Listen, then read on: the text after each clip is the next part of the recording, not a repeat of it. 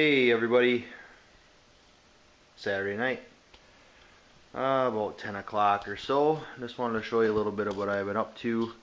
Didn't get a whole lot done. Been on here, I don't know, a few hours I suppose.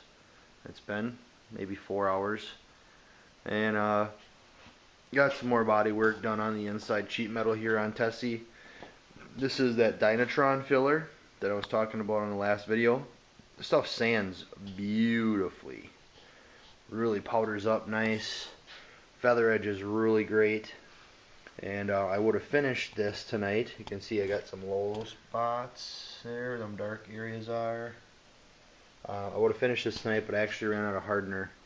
The hardener that I thought was good is not so much. So I'll have to pick up some hardener on Monday and give that one more shot just on this vertical part here, and that will be good enough.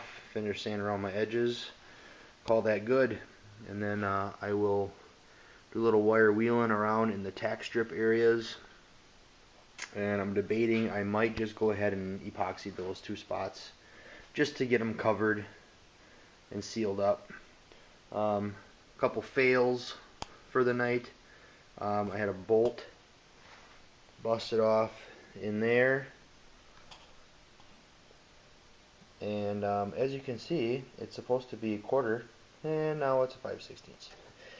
That was yeah, my bad. And then on this side,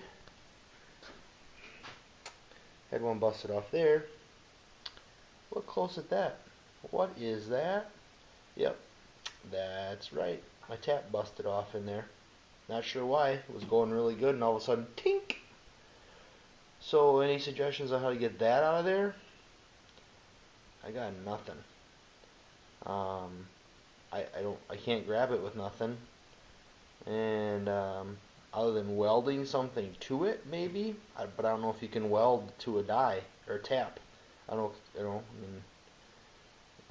I don't know. So those are my two fails for the night. But otherwise, this side, other than a little bit of scuffing here and there, is good for primer. And I was going to wait to prime all that until I get this area up here replaced. And I may still do that. It kind of depends on how humid it gets here, or how quickly it gets humid. It was 70 degrees here today. It is March 11th. It was 70 degrees. Beautiful day. Spent as much time outside today as possible. So got a late start on this, which is fine. You know, not a big deal. But real happy with that Dynatron stuff. Look, it works great. You know, I don't have no complaints. It's filler, and it filled in just fine. Take you around this side here. You know, I did some poking with a pick and got myself really depressed. Found all the weak spots there, and I'm deciding on what I want to do there. But this is just some more of that wheel well. It's not really that big of a deal, but this area here where the tack strips go in obviously needs to be cleaned up and epoxied, and I was not aware that it was that crusty. Otherwise I would have blasted all that when I had the opportunity, but too late now. And this spot I think I'm going to end up making a patch for. I just don't like all them holes there. That's an easy enough patch to make. I don't know. And then down there, you can buy a patch panel for the inners, but they're like 50 bucks a piece, and I don't know if they even come up that high. That still doesn't help me up here. So whatever. I got a bunch of headlights to fix. There's a pile there, all late model headlights, and there's one there, and that's what I do in between, just for fun. Fix tabs and buff lenses, and that one there might be a lost cause. It's got a mount tab and a hole punched in the bottom of it, so it's for an older GMC pickup. I might mess around with it. I might, I don't know, we'll see. But other than that, really not much to report today. Pretty bummed out about my whole tap breaking off thing and my other bowl, which one shouldn't be a big deal. It's not that big of a deal, but you know how it is. So yeah, just a quick one, and that's it. That's it. It's Saturday night, and the clocks go ahead tonight, and I probably will not touch this thing now for a while. Looking at the calendar here, might get out here next weekend yet, but then you won't see me for 2 or 3 weeks because I will have other things going on during the weekends. So, that's it. Like I said, not really much to share today, but just a little progress report. And oh, I know what I was going to talk to you guys about. Okay, steering column for this thing. I thought it was all awesome and stuff, and like, oh, I got a van steering column, it'll work great. Well, I had stuck the column in the body when there was no frame underneath it, and thought, oh yeah, that should work great. I was farting around here between coats and like, yeah, that's not gonna work. If I put the column in there where it needs to go, the column is, oh, I don't know, a foot too long at least, if not 18 inches. So anybody out there ever shorten a steering column? Can that be done? Should it be done? Remember, this is a budget rebuild, so I don't want to spend whatever it is for like an I did it steering column or whatever, Flaming River or whatever them are. I'm not spending that kind of money unless I get a smoking deal on somewhere. But how hard can it be to shorten a steering column? I have $0 in this steering column, so what do I have to lose? I guess I need it to be column shift, and I'm debating also that if I am able to shorten this one and do it successfully, I'm going to try and locate a tilt column and shorten that one. You know, I guess. So I don't know. Anybody out there ever shorten a steering column? Here it is. It's out of a 1980 Chevy van, and I do have the rag joint to weld onto the steering box shaft, and would like to retain that if possible somehow. I would imagine what I'm going to have to do is obviously dismantle, and I would have to make sure I cut this perfectly, and then somehow like maybe sleeve it and weld it back together at the right length.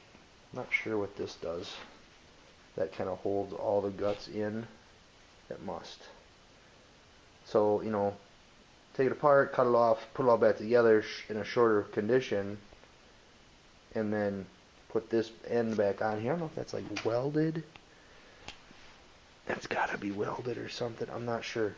But I need to shorten that steering column. Another thing on the list here, I thought I could just fit everything and strip it apart and paint it and put it in. Yeah, that kind of, so yeah, I'm like 3 for 3 on that kind of stuff today, so it must be time to go in the house. But yeah, I'm gonna look for videos on shortening steering columns on the old YouTube and see what I find. But it can't be that difficult. I mean, what's inside that column? It's just a shaft, right? I mean, how hard could it be? I might even take it apart. Well, no, I'm not going to take it apart tonight because I'm not ready for it anyways. But that will be an upcoming project that will be added to the list. Because that is something that needs to be mocked up and fit before I paint the dash, in case I need to modify something in the dash, and I want to paint the steering column to match or to accent the dash. And I also need to find out if I can put on a 1949 GM steering wheel, if that will bolt right on to this column, because I am going to be putting on the steering wheel. Let me go, we'll take a look at it. I'm going to repair and repaint this steering wheel to match the car, green and white, or green and black. You guys can see that or not? Let's zoom in on that. I'm not sure, but I think half a horn ring might be missing on that, but that's apparently from like a 48 to 52 Chevy Deluxe or something. It's in really nice shape. I don't think it even has any cracks in it. But that's what I'm going to be using for a steering wheel, if it's not a hassle. Just something different. You know, everybody does the Impala, 59 Impala. Steering column or steering wheels. And I'm trying not to be like everybody else. Even though I'm doing a shoebox Chevy station wagon and hot rod black. That's kind of the trend right now. Or maybe around here it is. So yeah, that's it. I'm gonna shut up now. I'm tired. So have a great weekend, everybody. We'll see you during the week. Thanks again for all the views and new subscribers. Thank you very much. I promise there will be more exciting stuff coming. Really. Chevaholic, dude, thank you. Like, the shout out was awesome. I got like 50 more viewers or subscribers because of that, and of course the next video I put up was pretty lame. So for you new guys, like I said, stay tuned. There's more to come. It's summertime now. There will be hopefully a lot of progress on Tessie here. Tessie, I'm too far along to stop now, and it needs to get done. Realistically, I will not be driving this year. I just can't see it happening. But you never know.